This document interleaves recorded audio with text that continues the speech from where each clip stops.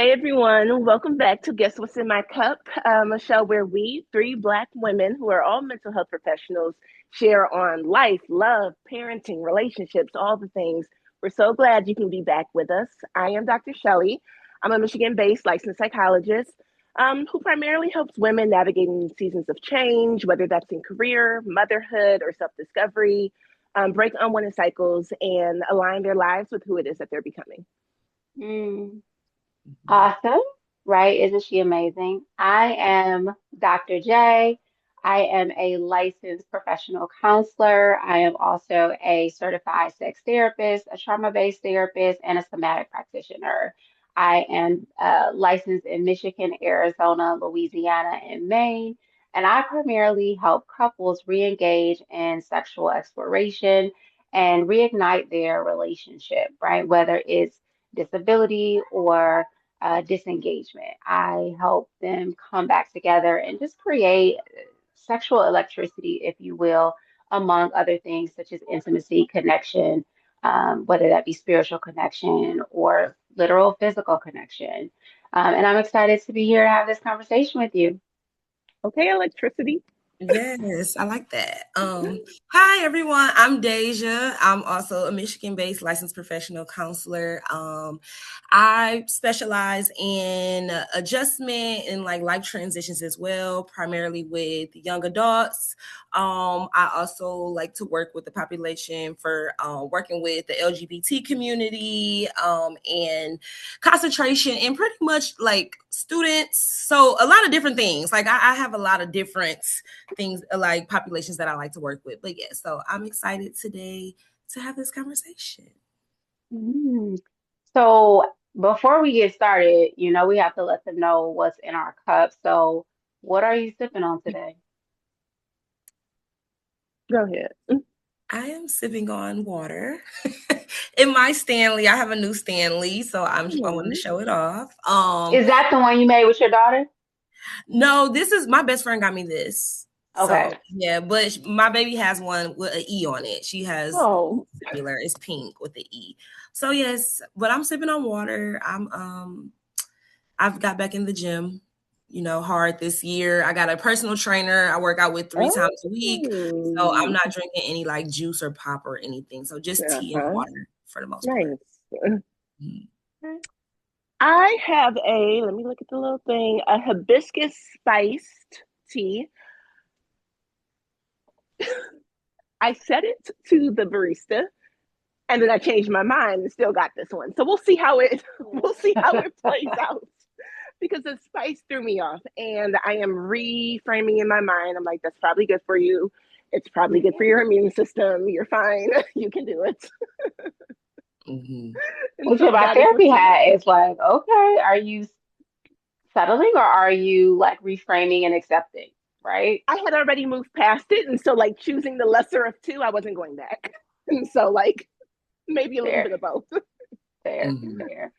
I have a little flavored water today. It's in a coffee cup because I wanted to drink out of a coffee cup. No real reason. And so I am just trying to flush out my system like you, Dej. I've been hitting the gym and trying to get myself and my body and my mind together in equal planes. And so the flavored water is really hitting these days, right? I'm leaning into it. Nice. Yeah, definitely leaning into it. Yes, That's same. right. Mhm. Right. So the other thing that's in our cup, we mentioned that we're all therapists, and a big thing that has come up, a lot of things that have come up, or questions that people ask are, right, how do I find a therapist? Can you help me find a therapist? Because apparently we have the end with all the therapists that are out there, and so like there's this secret network where we all know each other and can make referrals very easily, right? And so that's a question we get a lot. And I have to take a moment before we even get into the conversation to show a bit of respect for the therapist that was just Yeah. murdered in Florida, uh, to just honor the fact that while we may seem like we do a very human, very selfless job, we also do a very dangerous job. We are Yeah, meeting people we don't know. And many professions do that, right? Like when you go to the doctor's office, that doctor yeah, doesn't know you and they don't know your history. But we are spending intimate time with people. And yeah. so this is a space where if you're a therapist watching this, just be vigilant and be mindful and be very cognizant of the people that you're working with and of your safety in that Yeah. space. I'm sure you two saw that story as well. Yeah, yeah. And creating safe spaces like in community with other therapists, I think it can be challenging right now to kind of, especially if you're a newer therapist, I think that can be really jarring. I imagine where I would have been a few years ago with this coming out the way it did. And so, like, finding supports and spaces to talk and Hmm. explore, seeking your own therapy if you need to, because it's intense. Hmm. Yeah. Hmm. Yeah, absolutely. And I still do in-person sessions as well as, virtual sessions. And you just I've always been mindful of the fact that I'm working with humans Yeah, and that yeah, humans we only know what you allow us to know, right? yeah, Hmm. So people are always hesitant about seeking therapy because common things I hear are, I don't want to tell my business, or I was told to yeah. keep things private, or I don't want to open and, be vulnerable with someone.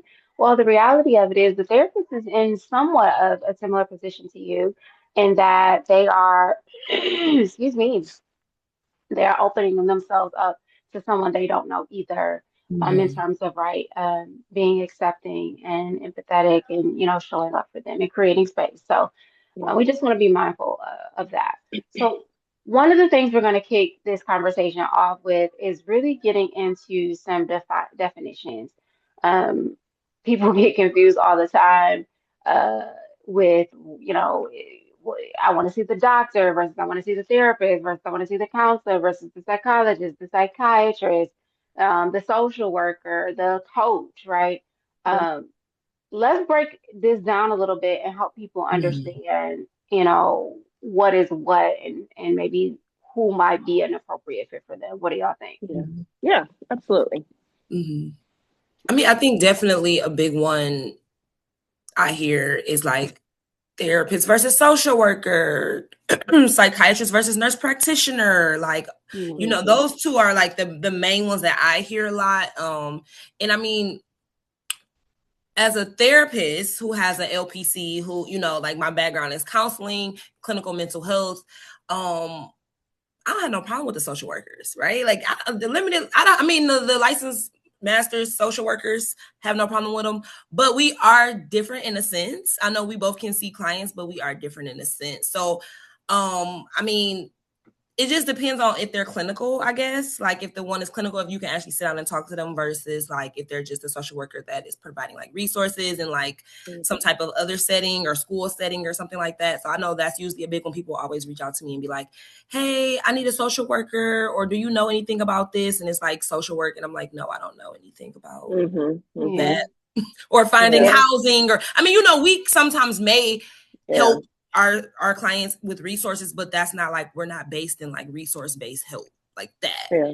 Yeah. Yeah. And that's a good way to put it. I think, excuse me, if we were to break it down a little bit, counselors are trained at therapy. They're trained at direct interaction with clients to help them like process through situations and things that are coming up, right? Like it's not resource based. It's very much so like human centered and based on direct clinical intervention. Whereas social workers, most of them, macro or micro, and depending on the program, the majority of them are not trained in direct clinical work. And a lot of them don't get their experience in direct clinical work.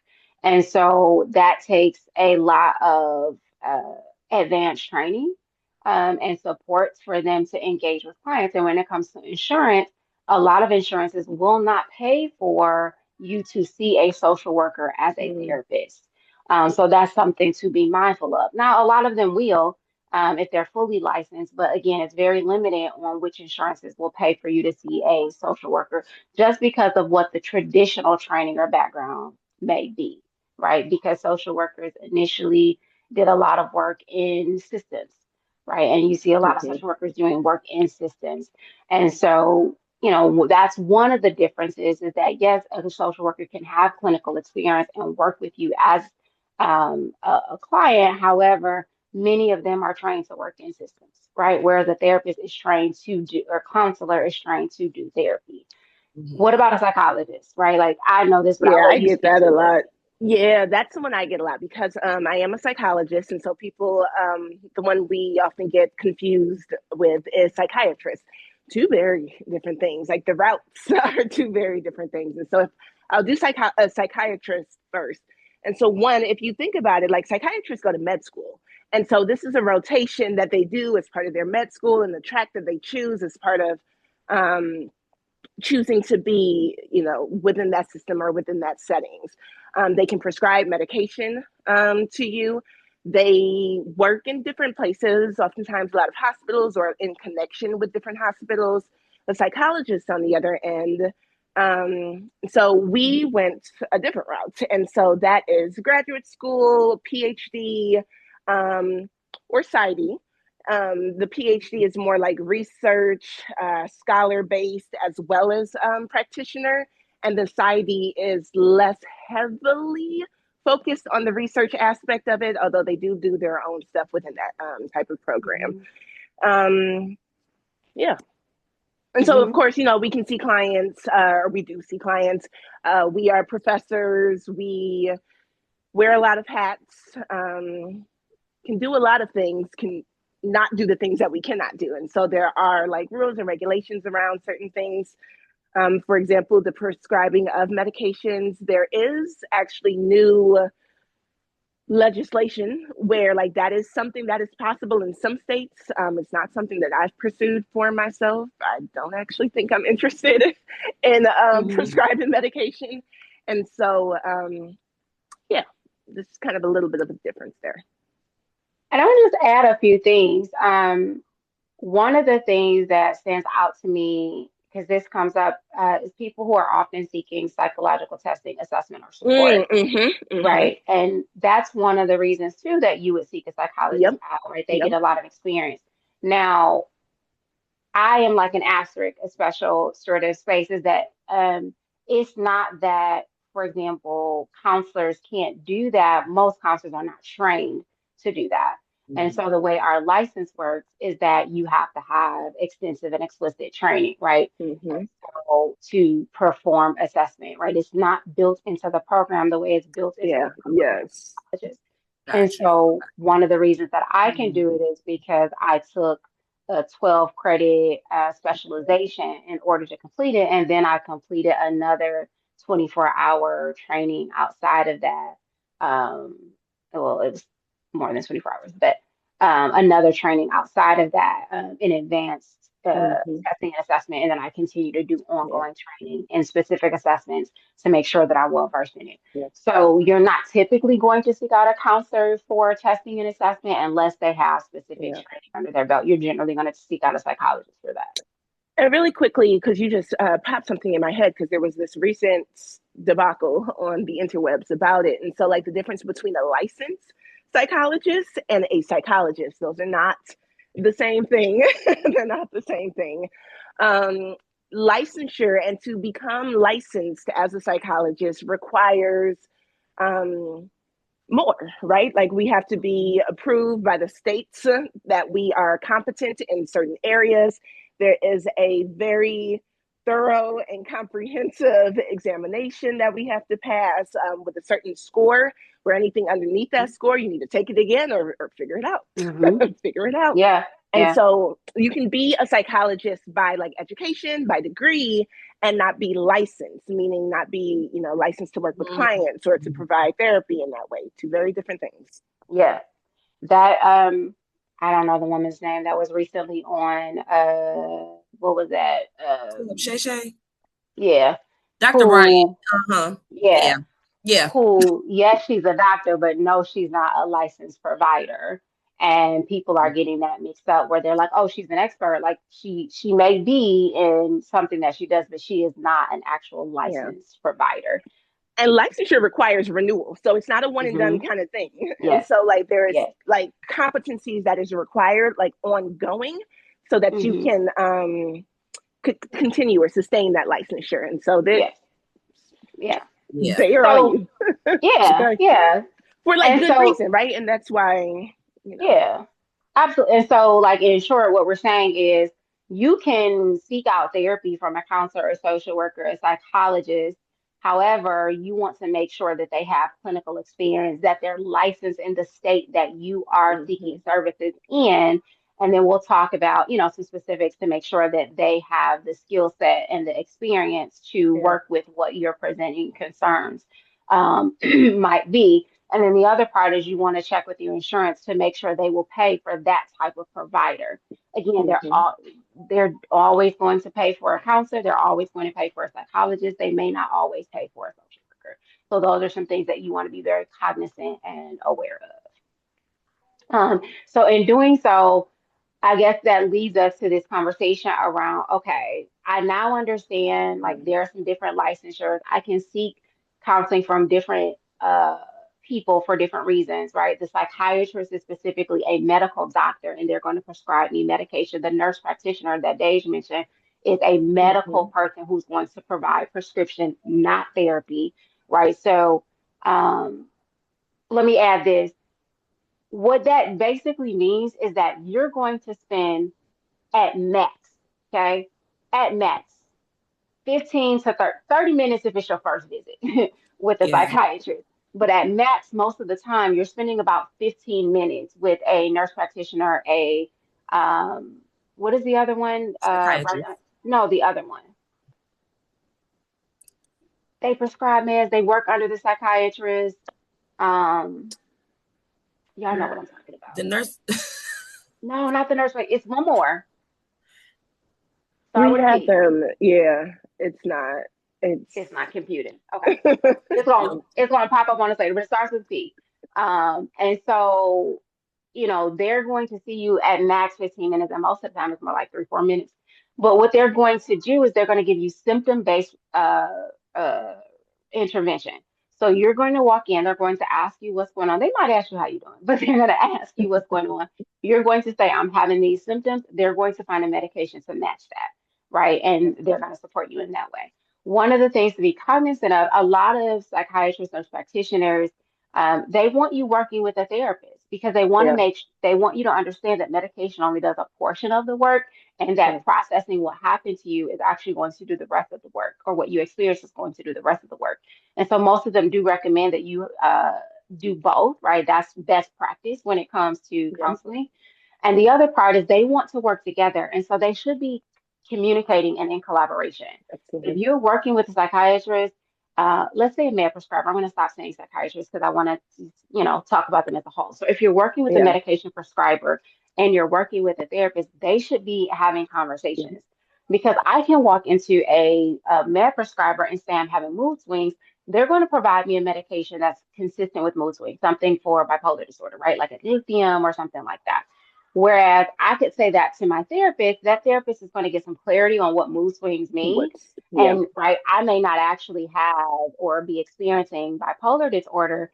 Really, what may be happening is I may be having, PTSD symptoms that look like bipolar disorder. I may be struggling with ADHD and it yeah, looks like mood swings. So, working with yeah. both of them helps you get the right medication, but it also helps you seek proper treatment. And that requires a release, and so it does not happen automatically. It is not that Hmm. your providers are, collaborating or conspiring without your approval, and so that is something that you will sign and allow to happen. Mhm. Hmm. Yeah, yeah, yeah. But Yeah, make sure, there. like they should be on top of it, and if not, like, hey, I have a counselor, therapist, whoever on this end, Mhm. like, can I sign something so that you guys can be Yeah, like a release of information is what it is. yeah. Mhm. Yeah. And to your point, therapists, the med prescribers, they are all bound by confidentiality. Mm-hmm. That means I cannot discuss what's going on with you unless the golden rule, which is you tell me you're going to hurt yourself or hurt someone else, right? Then I get to have a conversation for your safety. And quite often, many therapists will disclose to you that they're going to have this conversation for your safety. Who does that conversation with? That's generally going to be with maybe an emergency contact if you need to be picked up and taken to a hospital. That may be with a hospital liaison so that they can get you the proper support. That may be with Child Protective Services if it's a mandated reporter issue. That may be with police if they're trying to get you right an escort to the hospital. But usually, if it's a safe situation, they're going to let you know that, they have to venture into that territory. Just and be clear, it's not because I say I'm suicidal, they're automatically going to do that or hospitalize you. That's not how it works. Because a lot of people are afraid to tell their provider that they're suicidal because they're afraid that they're going to get hospitalized immediately. And that's it's a process. It's not based on one admission of suicidality. Mm-hmm. That's a big one. Yeah. Mm-hmm. Yeah. So we keep confidences. That means I'm not getting ready to go tell my friends, my family, not even the therapist that might work in the office next door to me. Like, I can't have a conversation about you and about what your experiences are. And even when I do have to call the mandated reporter, the police, I'm not talking about what we talked about. I'm simply saying, like, you're in a mentally dangerous place and we need to get you to the hospital. But I'm not talking about what you said about X, Y, and Z. Yeah. And know that there are some exceptions to that, but you will know about it, right? So if you are seeing somebody who is still under supervision, like, that's just part of what supervision looks like, right? And so if your provider, your mental health provider, is being supervised, like, they'll let you know that at the onset of your work together, to let you know, hey, this is my supervisor, this is their information. And what they'll do is consult with that individual just to make sure, we're doing what we need to do. Right. Yeah. And can you explain to them why a therapist might be under supervision for them to understand? Oh, absolutely. So, like, remember we were just talking about this idea of, like, to be a licensed whatever, like, it requires a lot of things. And we do that for the safety, for the well-being, for the overall, whatever the word is that I'm thinking of right now. Like, we do that so that there is client care, like, built into the system. And so if I think about it, like, when did I have supervision? So all throughout grad school, when I was also seeing clients, I was under supervision. Right after grad school, when I went on my internship, so any internships, practicums, those type of things, under supervision. In the year after I got my degree, got my licensure, again, more supervision after that. And what it does is it just makes sure that, like, they're scaffolding, like, they're walking alongside of you until you've reached this certain point to say, okay, now you are good to go unsupervised. And again, what that means is not necessarily that there are no longer checks and balances, because what a good clinician will do is often, like, seek consultation, seek support, ongoing, because, like, the reality is we're facing a lot of different things in this world. And so making sure to, like, hey, I'm working on a case where, very non-identified factors might be discussed.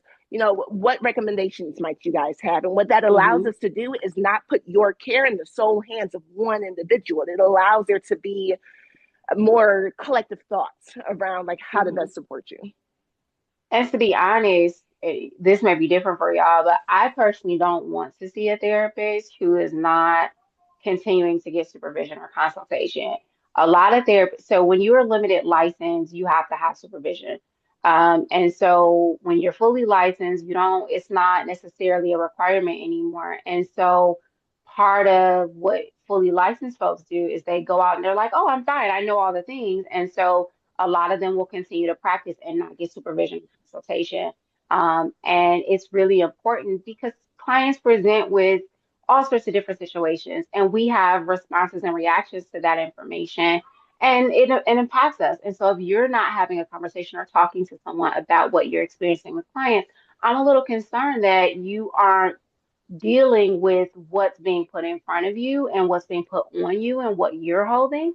And so, and also, like you said, are you getting a good understanding and multiple thought partners as to, to understand what's being experienced?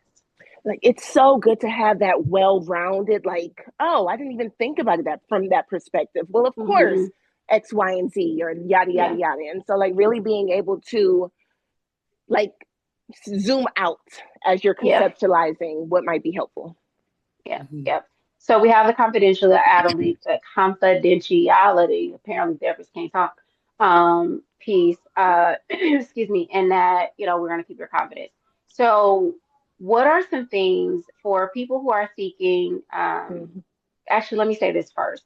There are lots of different places that you can look for a counselor. Yes, you can ask your friend that's a therapist to make recommendations, but there's also a lot of things that you can do on your own. Psychology Today, Therapy for Black Girls, Inclusive Therapies, goodtherapy.com, Google. You can call the number Mm-hmm. on the back of your insurance card. They will make recommendations Mm-hmm. for providers in your area.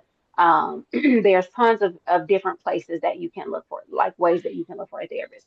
But if you've looked for a therapist and you've come up, let's say you looked at some profiles, what exactly am I looking for on a profile or when I make that phone call to find out whether or not I want to work with somebody? And should I call multiple people? Like how does this work? Mm-hmm. Yeah. I mean, I definitely think it's different processes.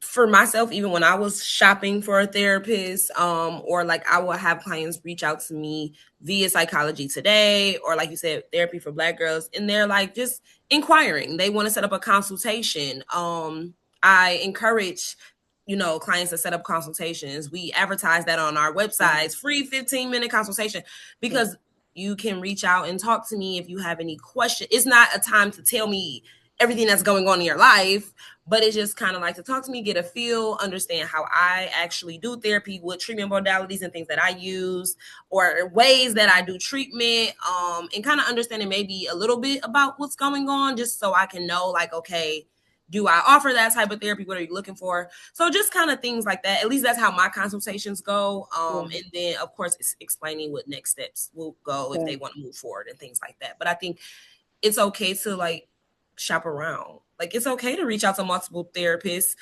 because sometimes you might reach out to one and they might not even respond. I mean, that's a whole nother story, but they might not even respond, or it might take them a while, like to get back with you, and you don't want to just be waiting and waiting and waiting. So you kind of just reach out to multiple people. Yeah.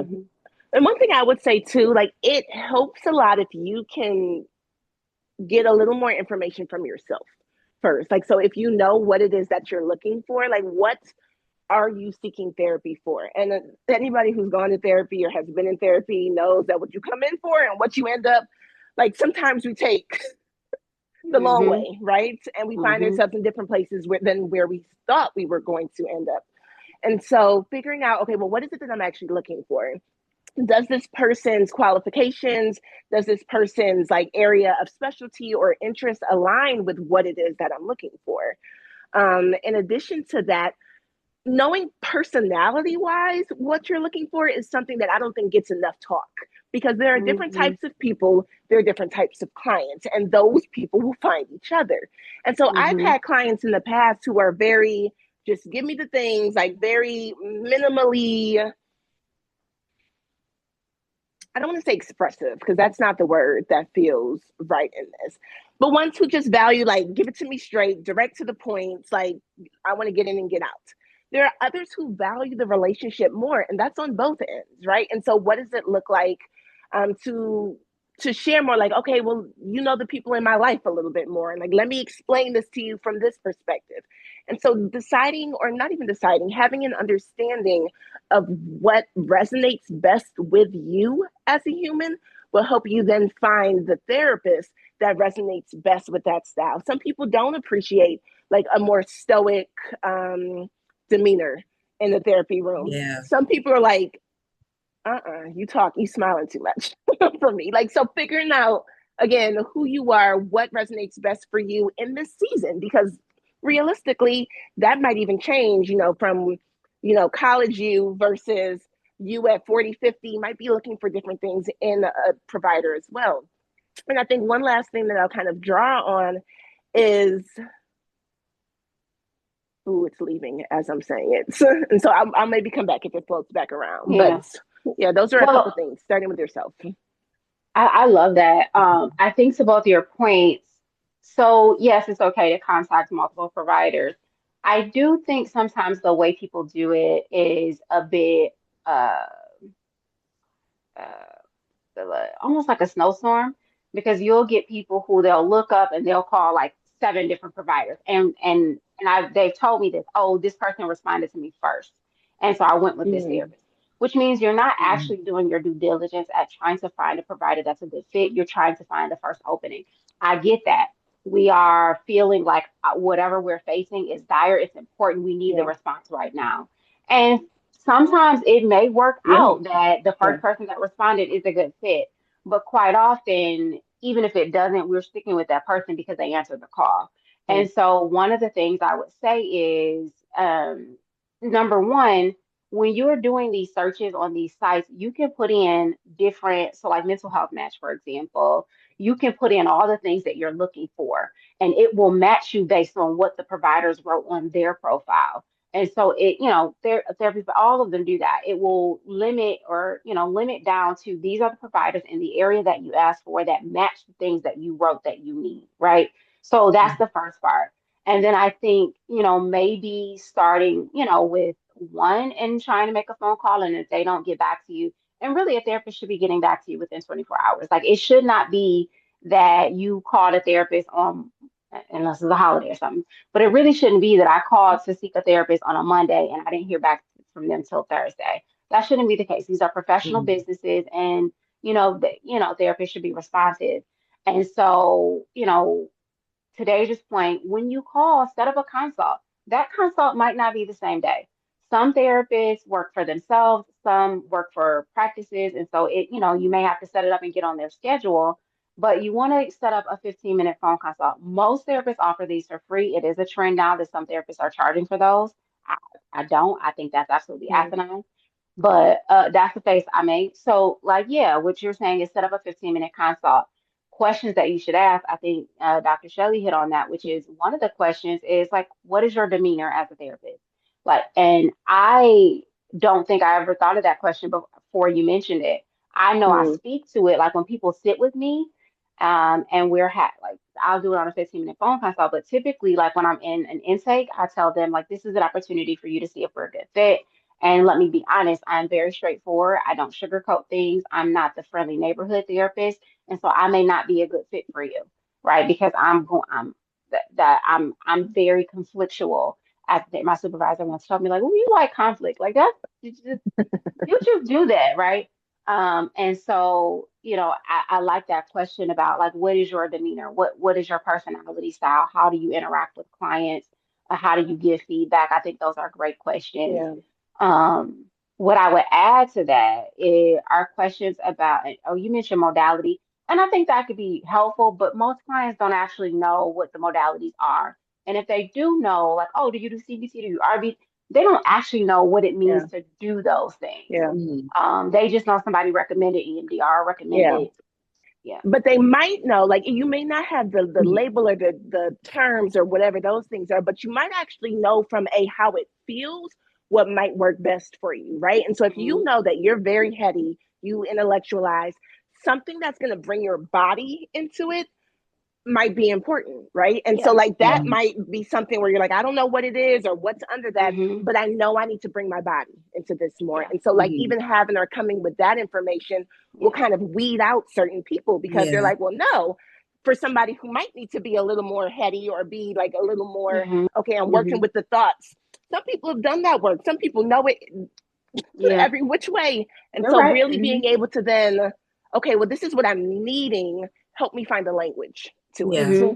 Yeah. I Yeah. definitely think, yeah. So definitely agreed. People don't be knowing, like they don't sometimes know the terms, but I think I just share it in layman's terms for them. Like I kind of explain the type of therapist that I am. Like you said, Mm, like, okay, if I mention CBT, like some clients that's been to therapy before, like, oh, I did that with my other therapist. Like I think I'm past that. Or yeah, that's what I need right Hmm. now. Like my thoughts. Like, but like again, like you said, some might need movement, some might need like something yeah. else. Like, Yeah. so I think it depends on the therapist explaining certain things like Hmm. in the way that Yeah. the clients can understand, because like you said, they come in, they don't really know what they need, or sometimes they don't know what they're looking for, but because they don't take that time to reflect and like, okay, what do I need? They just Yeah. know I got a Yeah. problem, I have to talk to somebody because I'm sleeping all Yeah. day. Yeah. Like that's as much Yeah. as they Yeah. know. Yeah. Yeah. Yeah. Yeah.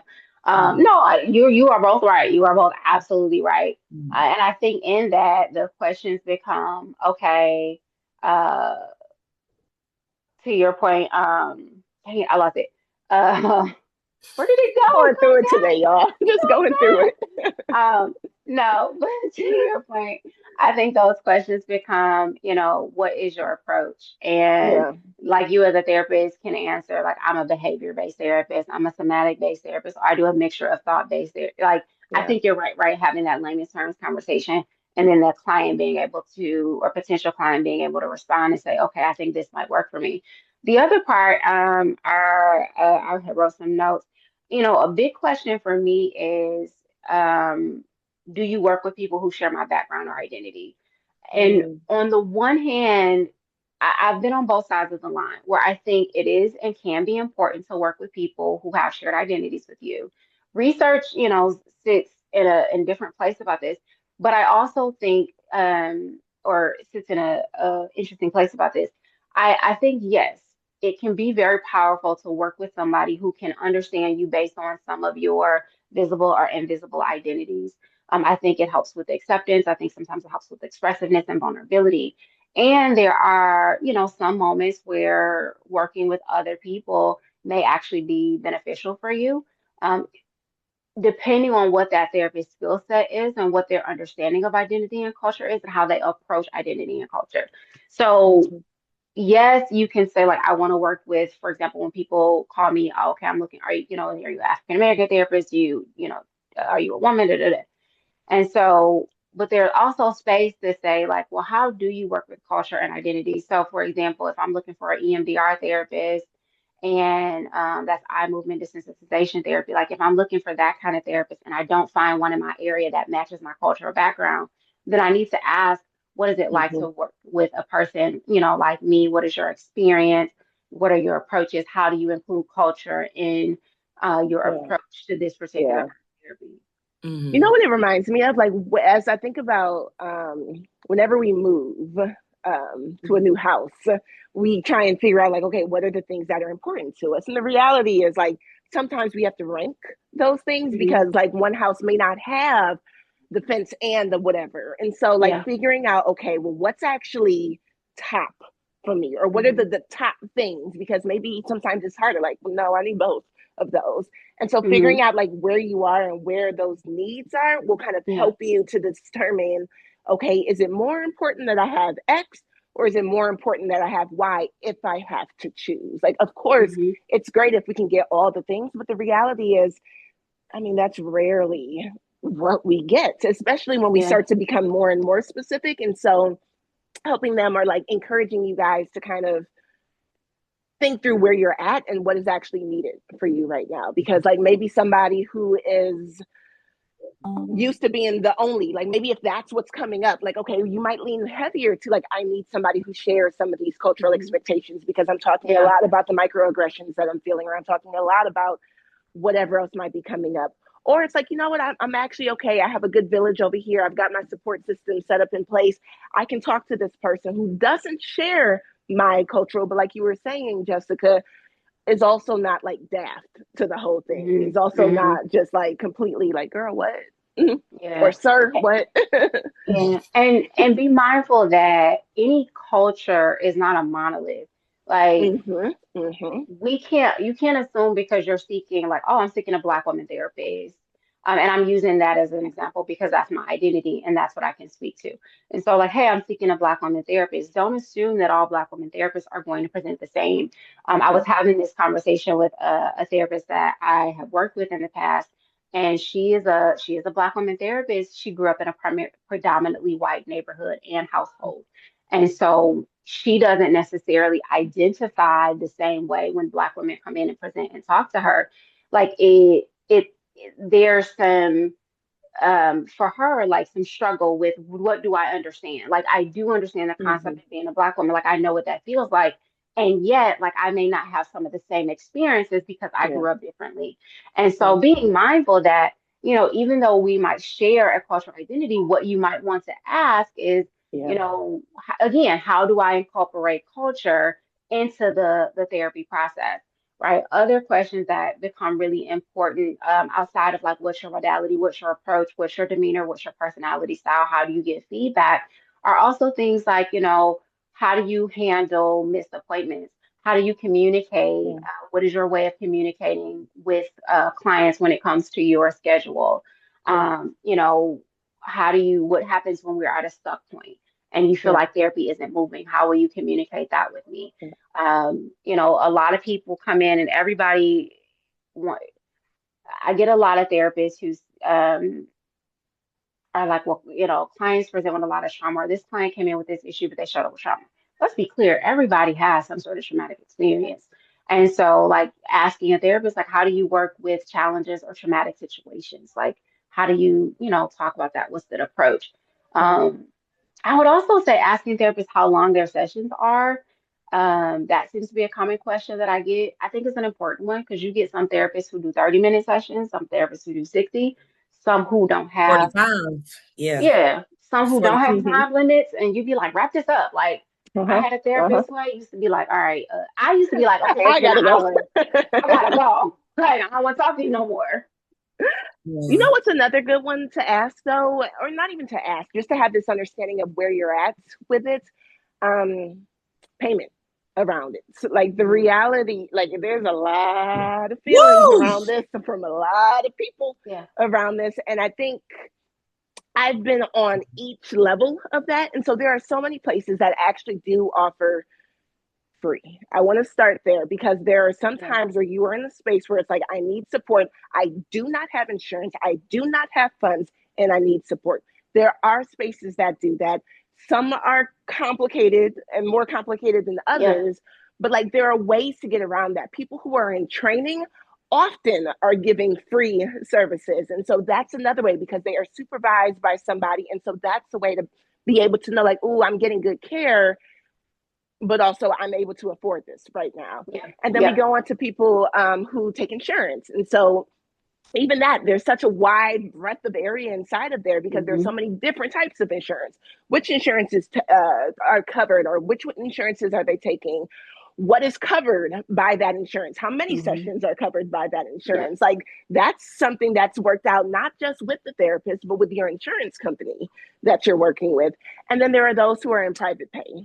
Those Yeah. tend to be people who have gotten like really niched, like very like, okay, this is what I do. Hmm. And just figuring out where you're at with that and Yeah. knowing that there is somebody in each of those sectors, depending on where it is that you are looking for. The reality is you might find the best therapist for you and they don't take insurance. And so, Hmm. like, remember, we talked about that house and like, how do you then prioritize what makes sense for you? Because it might be a space where you're like, okay, well, let me see what I can do to make this work. Or you're like, you know what, I'm going to have to, like, it's a not right Yeah. now for what that is. Yeah. And let that be true. Honor what comes up because sometimes it does suck. And like, it's not, oh, well, I can't do anything now. Like, Yeah. we're not there Yeah. either. Yeah. Yeah. And a lot of universities, if they have counseling centers, that's where you Yep. can get some of the free counseling. So, like Wayne State, Oakland University, you can get free counseling through Mm-hmm. their programs. And I love that you mentioned the insurance piece because some insurances only allow you 20 visits a year, which means you have Mm-hmm. to pace out how you're going to do your visits. Mm-hmm. And then the other part is, And that doesn't always match your care, like what you need. Like, and that's no, complicated. no. And a lot of people are like, oh, I have insurance, I don't have to pay. Yeah, but you got a deductible. Uh, Woo! Yeah. so yeah, it's going That's to, a you big know, concept because a lot of people seem like they don't. And I mean, and that could probably be just like if you got insurance for your job, not really reading, yeah, the packets and the plans because people be like, I got a deductible. What, 10,000? Like, yeah, like I don't know. Like, Yeah, yeah, so yes, it's tough with that, having those yeah, conversations. And I think that's actually awesome. No one has ever asked me that, but I think that's a really important question. Like, how do you handle that? I'm yeah, kind of a sharer of top, like in the first, I'm kind of covering all these bases naturally. Like, and I'm yeah, hearing, I'm mhm, like, oh, I do say that. I do say that. But I yeah, think that it is important that your therapist acknowledges yeah, like these processes or like, oh, this is how the payments will go. We need your yeah. card on file or we're going to bill you Transparency is or important. Like, yeah. it's very important. It lets you know what to expect going in so that you can determine for yourself. You then use your own autonomy and self agency to say, does this actually make sense for me? and Yeah. be clear, your therapist doesn't get paid if you don't pay them. A lot of people will be like, oh, the office pays them, or oh, they no. That's not how it works. It get paid based on your payment or the insurance company's payment. And so it's really important that you Yeah, follow through with that. And so a lot of people have concerns and they'll be like, well, I didn't pay my fee last week or the week, and then my therapist told me I couldn't come back. And that's harmful. Well, most therapists are not going to immediately be like, hey, yeah, you can't come back. But a question to ask up front is like, what do you do if I can't make payments? Well, yeah, eventually you're not going to be able to receive services. And they're probably going to refer you to the free service or a service that you can afford. But those absolutely. are questions, right, to ask and to get answers to. As a And that's sex the therapist, thing. go Yeah, ahead. when you have to honor that, like people are human. Like as much as we look at therapists and providers, Yeah, it's like, no, you're doing this grand service. Now y'all know the economy that we are living in. People also have bills to yeah, pay. yeah, And so yeah, being able to see their humanness, and that yeah, feels really important to me. yeah. Other things that come up, I think, and we can address this blanketly because we'll shift. So we don't hold y'all too long, but what is your cancellation policy? A lot of people ask, what do you recommend, virtual or in person? Or they ask, like, how many sessions do we meet? How many times a week should we meet? I'm gonna be honest, y'all. If a therapist in a 15-minute consult tells you that you should meet every other week, and like if they have a recommendation from you and they've only talked to you for 15 minutes, not saying that that's a bad therapist, but I am saying like they need more information, right? Like I cannot talk to you for 15 minutes, hear what you have to say, and be like, we probably need to meet once a month. Now, I might be able to say, like, based on what you're saying, it sounds like maybe we should, start off with an intake and then I can get more information and then we could talk about what the cadence looks like from there. Most therapists feel very obligated to give you an answer, and yet that answer may not be accurate because 15 minutes and a 60-minute session are not the same. And so go into therapy assuming that at least for the first 4 to 6 sessions, you're going to meet every week.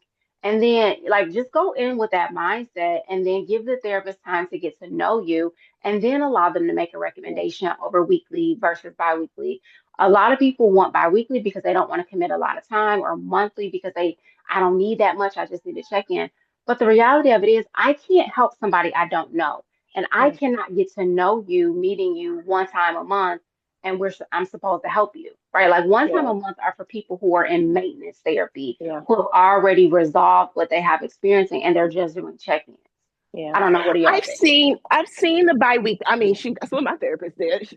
But she had a bi-weekly space available. I think Yeah, between a week, like getting to a month off the bat, like that feels, yeah, unless you've been a previous client, you're coming back randomly, like we've already assessed, like yeah. it feels really hard to just jump to that month. Mhm. I can see a bi-weekly more, and only because I know like when bi-weekly spots open up, but being transparent Yes. about that too. Like it's a bi-weekly spot that opened up, not a weekly spot, a bi-weekly spot, and really being able to like get in, because the reality is you hit it on the head when you said it. You actually don't know. Like the reality is you could have bi-weekly, you could have a client that's in maintenance, something happens in life, and then now all of a sudden, ooh, things have shifted. And Mhm. so yeah, I've seen both, but like I wouldn't go any further than probably Yeah, bi-weekly. Yeah. definitely. I think I kind of like, I don't say like, oh, I have to see you every week, but I do explain to my clients that it may be beneficial. Like when sometimes they be Yeah, like, oh, well, I want to do bi-weekly. And I'm like, well, maybe for the first 4 weeks, we kind of just meet, like, or something like, let me yeah, see you so we can see what the need is. yeah, And you may not need weekly. You may, yeah, like Mhm. bi-weekly may, but like, like you said, how can I get to know you if we did an yeah, intake, then 2 weeks later, but now something has happened. So now you want to talk yeah, about that. And it's just like, now we're kind of all yeah, over the place and we trying to build a treatment plan. Mhm. And it's just, yeah. So it's Yeah. kind of good all to the start things. off. But I also understand, like me personally, I see my therapist twice a month, bi-weekly, but that's because I pay out of pocket. I can't afford to see you That's every what I week. was going to say. That would So be another situation, like the people who Yes. are paying out of Yes. pocket and the people who have those limited session visits. Because Yes. again, it may not be ideal, but this is a situation we're working in. Yes. And so, how do we make that make the most sense where you're able to stretch this out a little further, but also receive the care that you yeah. require? Yeah. Mhm. So I Yep. definitely Yep. think that money, the paying out of pocket, or if you have a deduct, I mean, anything like that plays a Yes. part. I'm like, oh yeah, honey, I can't see you 4 times a month. For Yeah. you, I can Deja, cope. I can cope. Yeah. what is No, it? and that makes a good point. Yeah, I Go have a ahead. question for Deja because I'm always interested in this question for people who do it. Um, what made you pay out of pocket? Like, what was the thing that said, okay, this is worth me doing it? So, because I think a lot of Um, people struggle with that sometimes. I think, and part of this possibly is because just me being in the field and understanding the need, that I was just like I'm, I work for myself. So insurance is expensive. So, so I chose so for a long time prior to this, it was like, okay, I don't have insurance or I don't have the type of insurance that's going to cover this. It's only covered the basics. So I'm just going to go without, like, I'll be okay. But then it came to a point where it's like, no, this is a priority. Talked about those priorities. This is something that I need to add into my budget. So it became but also me paying out of pocket did take me doing some intensive research about who I'm about to be paying, because if I got my pocket, we're gonna be doing some work. We're not doing a check. We're doing like, okay, this is the homework. This is what I need to take home. Because I mean, as a therapist already, I feel like it's a little more pressure when you find out your client is a therapist too. Like, that's just how I feel. Like, when I have clients as therapists, I'm like, okay, let me get for real. Not saying that I don't get for real with other people, but it's like, okay.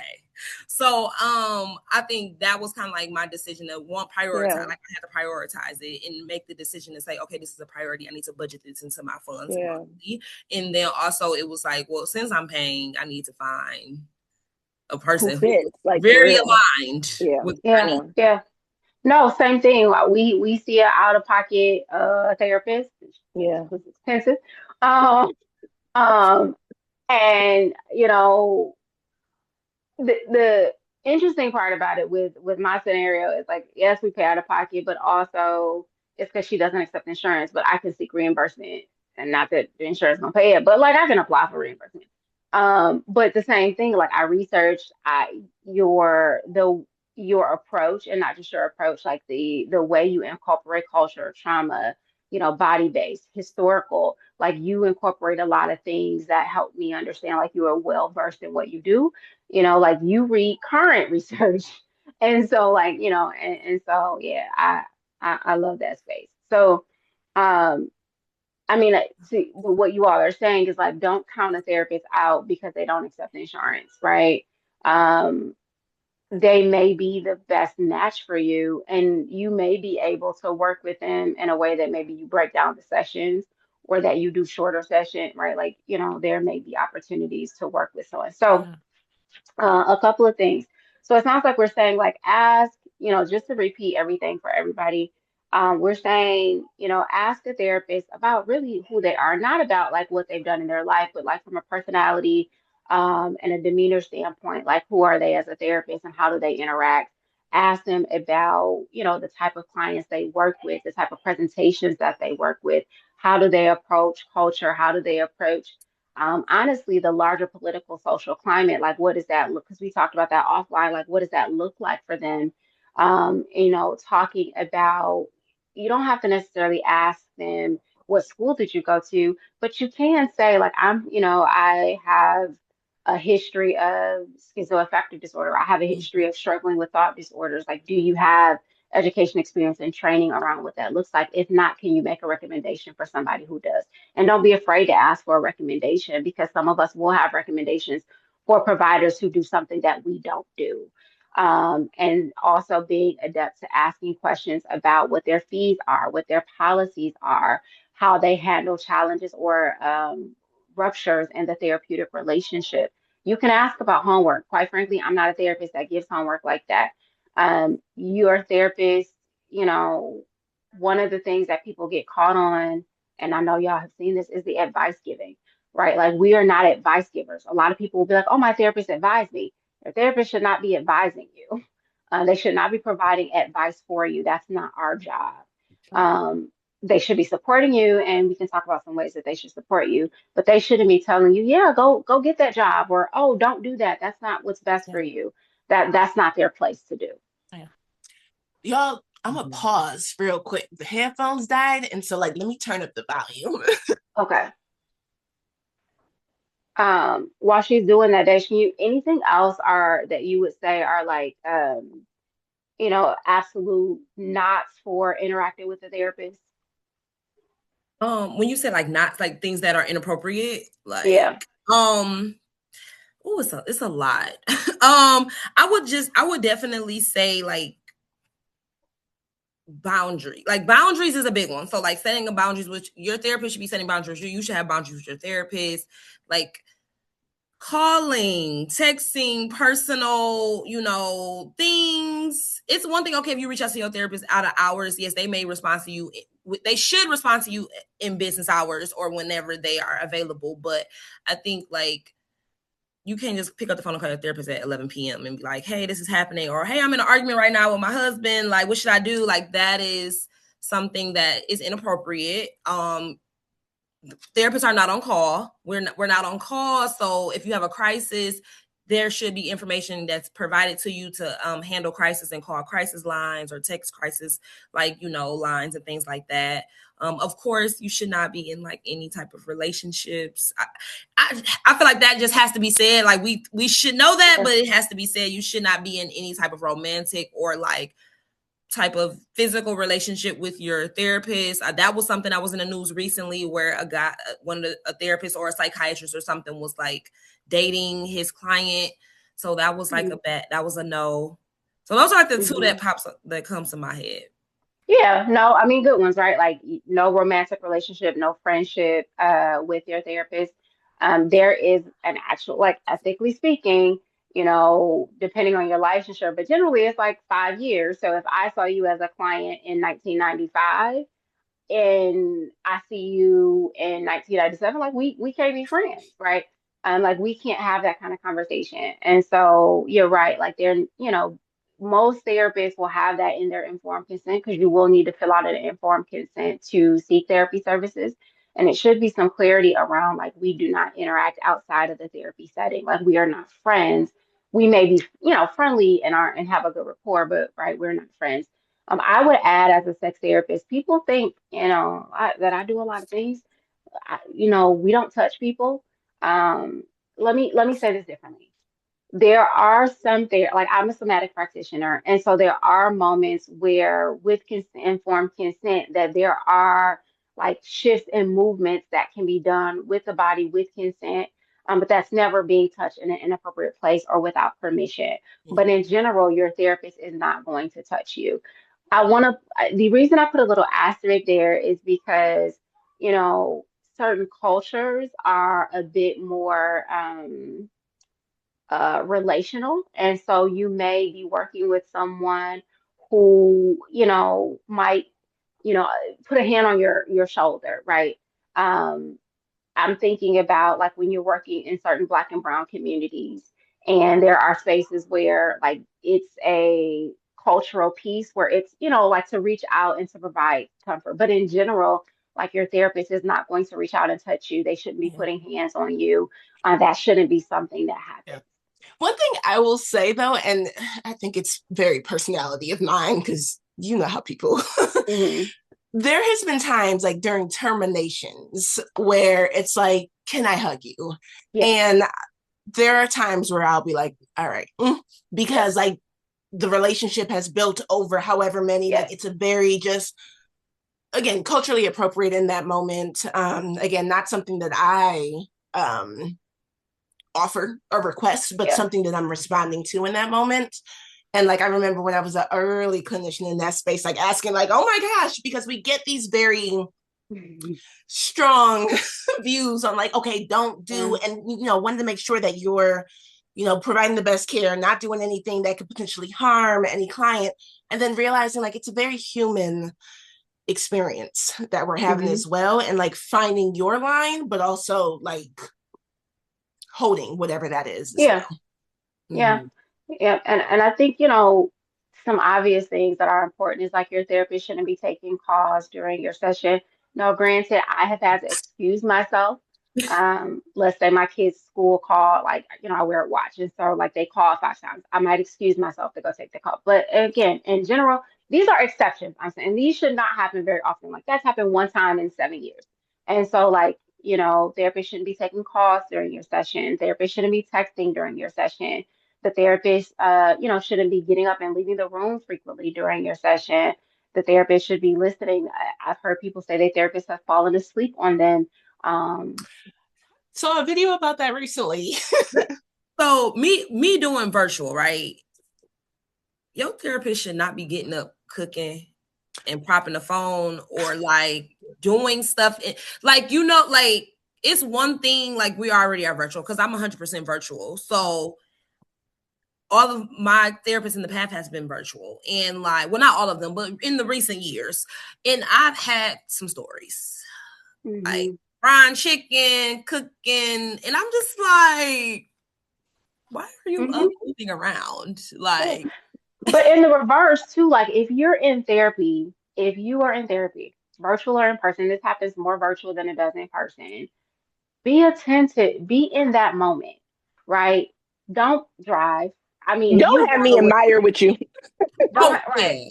No, I'm hang up. Like I'm quick to be like, I'm sorry, we can't do therapy today. Well, I'm gonna pull over, but I'm not gonna drive with you, right? Don't have me in Meyer. Don't have me in the bathroom. I've been in all these places, y'all. And I'm not. Yeah. Go ahead. No. Like I get that we all have things to do, but like don't be on the couch with your whole family, like walking around the house. Yeah. Don't record me. Like there are just certain things that are not helpful or conducive. Like I don't mind, people be like, well, can I get something to drink? Can I smoke? I mean, if you're in a virtual session, I'm not gonna tell you can't smoke. You know what I mean? But when people ask me that when I'm in my office, I'm like, yeah, no, you can't smoke in here. Yeah, no, you can't take calls while we in the middle of therapy. Like they're just, people be like, oh, hold on, I'm getting a call. No, we're gonna have to end. If you need put to your take phone that on not call, disturb, please. yeah, unless it's like an emergency, like you said, it's like your kids, school. Like yes, that's true too. Like as a client, that is, I think a responsibility is to be somewhere, stationed. I get it. If you got family in the house, can you go to a room? Can you can sit in your car if you know your family is in a house, but please don't be driving and yelling and like, first of all, that's a safety issue. So you cannot be driving, but yeah, that's true. So client and therapist, I think that's a responsibility on both ends. Please don't be like doing too much when you like create the time, like, and then be intentional with it. Because we can reschedule. It's okay. Like if you're really that like, oh my God, I'm stuck in doing this and I got a flat tire. These are real experiences I've had. It's like, call me back if you're on the side of the road. That's and then like not scheduling it during a time where like you're supposed to be in the middle of something. So if it's at 2:30 and you got to leave about 2:50 to go pick up your child, this isn't a good time for us to do therapy. And so let's then figure out where else this might be able to go, because what we then don't want to make a habit of is, okay, I'm scheduling during this time. You say I got to go, or I can just let you know. But now we're making a habit out of this thing. Yeah. And like, what does that mean for like the no-show? What does that mean for like creating some structure so that it makes sense for both parties. Yeah. And I would say like, don't ghost your therapist. If things are not working, and this is a practice in you practicing boundaries and self-care and communication, like it's an opportunity for you to end a relationship well. I think therapy is a really good practice at relational interaction. And so if the therapy isn't working, tell that therapist, because it could be that they could shift their approach. Sometimes this has happened, right? To go back and be like, you keep giving me homework. It's not working for me. The therapist might go, okay, let me shift, right? Because we have the ability to do that. Most of us have multiple things in our toolbox. But also it could be like, okay, well, a different type of therapist may be better for you. I have some recommendations for you. And so take the opportunity to have the conversation. It's important to terminate a relationship well. And so do yourself a favor and, be clear about, here were my needs. My needs weren't met in this situation, and I'd like to close out. Yeah. Right. And I like feedback. So to me, I find it helpful. And don't expect every therapist to be the same, because this therapist gave you homework doesn't mean the next therapist is going to give you homework. And don't assume that doing homework is going to help you resolve all your problems. Like a lot of the work comes with what you do in session and how you carry it outside of session and put it into play. A lot of integration work. Yeah. Yeah. Last thing I would say, therapy is not a quick fix. You had this problem for 13 years and you're like, well, I've had 3 sessions and I still feel the same. Yep. Like we're doing the work, right? Yeah. I call therapy a U shape. You come in functioning somewhere up here. Yeah. Therapy is going to put you in a place where you don't feel really well, to be honest, Yeah. because you're putting it all out on the table. But once you get it all out there, therapy is going to help bring you Yeah. back up. You talk about the U shape. I usually explain it like, you ever like been cleaning, like for real cleaning, and so then you start taking everything out, and then now everything is everywhere, all over the place. And you're like, oh, it's junkier than when I started. Cool. Like that's kind of that feeling of like, okay, I've taken everything from all the places where they actually don't belong, and I'm looking at them, and I'm deciding what it is that needs to stay, what it is that needs to go, and what it is that may, need a little tinkering with. Mm-hmm. I like that. Yeah. I like both of those analogies. That's nice. Yeah. Mm-hmm. So My spaces be a we've done mess. I like that though. I did. So we've done an overview of like, here's some questions to ask, here's some things to think about when you're seeking counseling. We've talked about some things that shouldn't happen in the counseling process. Mhm. Like, what would be your sort of overall wrap? Like, Mm. what is really important in this idea of, well, let me ask you this actually before I ask that. Who should seek counseling? Who should? Mm-hmm. My soul like initially wanted to say everybody, and yet that is like a very, like, if I'm being very honest, that's a very optimistic thing. Mm-hmm. Why? Because not only are there so many barriers, but if we're being really honest, like the system isn't set up in a way where that actually makes sense. And so if there are things that you can do that are not therapy because maybe you don't need that level of whatever, then I would encourage you to do it. Why? Because again, we're at a place where the demand and the supply is not doing what it needs to do right now.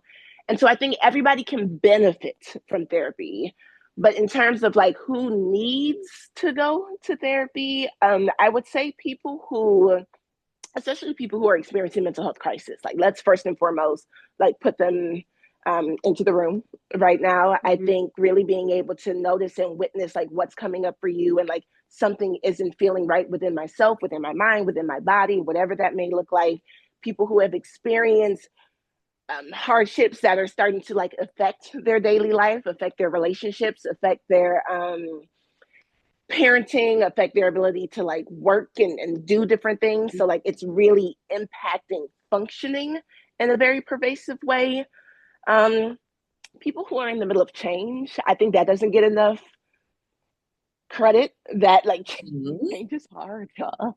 Change is very hard, and there's a very like breaking apart that has to happen, especially if you are changing in ways that are unfamiliar to the people around you. That can feel very hard and very isolating and very lonely. Those are some of the big ones that pop in my head. And as a little caveat, I would say just because individual therapy may not be a direct need for you, group therapy is an amazing way to like also get this benefit of community, but also kind of helps that whole. I had a supervisor who used to say like it's like a hose, and like the water is just coming out and we're trying to drink from the hose and it's kind of going everywhere.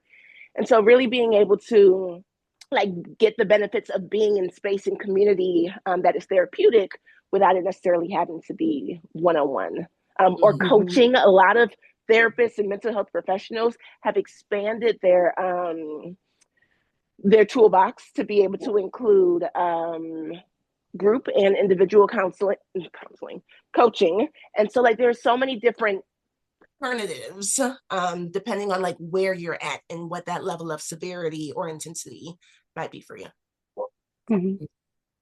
I think definitely one key indicator, like when it's time to, I think adjustment and like transition is very important, because as a therapist who works a lot with people that coming into transitions and adjustments, like I think that's a really big one. But also like rule of thumb that I kind of like discuss with my clients is just like, is this thing causing you dysfunction in your everyday life, disruption or distress? Is it putting you in some type of danger? Like, are you, doing more risky things? Are you doing more impulsive things? Are you in violent situations? So I think like actually just asking that, like, is it some type of dysfunction that is causing, like, those are sometimes like good indicators that, okay, maybe I need therapy or maybe I need to talk to someone. Because like we're going to have stressors. So if I say, oh, if you have stress, we have stress every day. Like stress is just going to come, is natural. But when that stress starts to cause dysfunction where you can't go to work because you're so stressed, or you are like thinking about the stressor every day and you feel like you can't turn it off, that's probably when it's time to start seeking some type of therapy or going to a psychiatrist or just speaking out about the needs and trying to get the resources to point you where you need to go. I agree with you all, but I'm in another vein, and maybe it's because of the couples work. Like, I think therapy can be very preventative for those who can seek it. Right. Again, we understand the limitations that are based on cultural understandings of therapy, financial disparities, right? But I do think there is some benefit to preventative support. And I think about that, for example, like the couple who's been together and they're thinking about long-term commitment or moving in together. Or like I think there's some conversations to be had. I have worked with people who couples who have broken up and they just want to end well. And so we've had that conversation about decoupling. I think for people who, yes, who are in distress and who are having trouble, but I also think, like you said, are you going through a transition or something's changing for you? Therapy is an opportunity to have a conversation with somebody who's unbiased and who has the opportunity or the ability to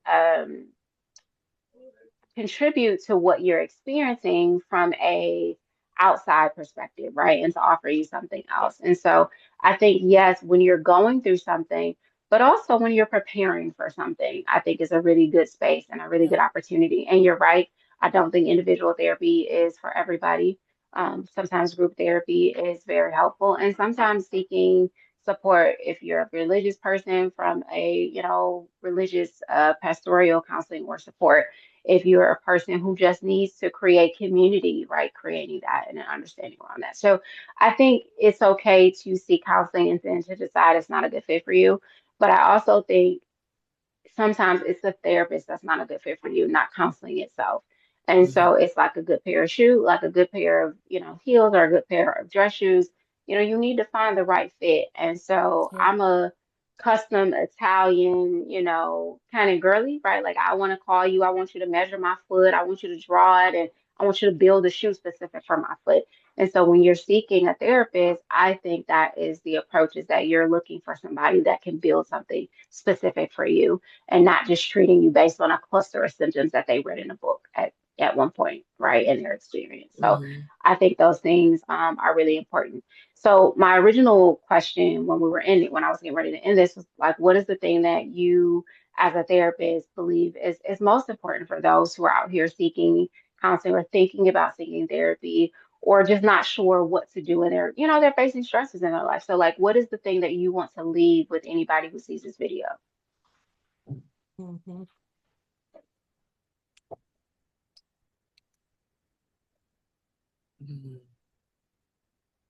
Yeah, I'm playing with these headphones. I think for me, what I would want to leave folks with is don't be afraid of the wait list, right? I think you can hear that somebody has a wait list and they can feel like, oh no. And I get that because like the point at which we make a call is usually significantly after we first had the thought around therapy. And so you have this idea, you've been mulling it over, you've been gaining up the courage to like finally do the thing, you do it, and they gotta wait for the next whatever that wait looks like. But if you've done that due diligence and like, no, this is a therapist I know I want to work with, do not be afraid of that wait list. That's how I found my therapist. I knew it when I saw her profile. I said, oh no, I want her. I know I want her. And at the time, she didn't have anything available. And so then like, I would, check back, do whatever. And I think this will make a difference depending on where you're at and what the level of crisis or like urgency is, because it might be, no, my situation is actually outranking that desire to have this person. So really think about where you're at in that.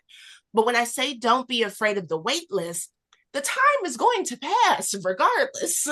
And so like, if I can wait a month and then still see this person who I've been waiting with, as opposed to just not at all and saying, oh, well, I tried and it didn't work out. And then 3 months, you would have been in therapy for 2 months now. And so like really being able to see that wait list, identify it, feel whatever you feel around it, but like go ahead and get on it, because then you can get started when you do get started. And like I said, the time will go regardless. And so you might as well.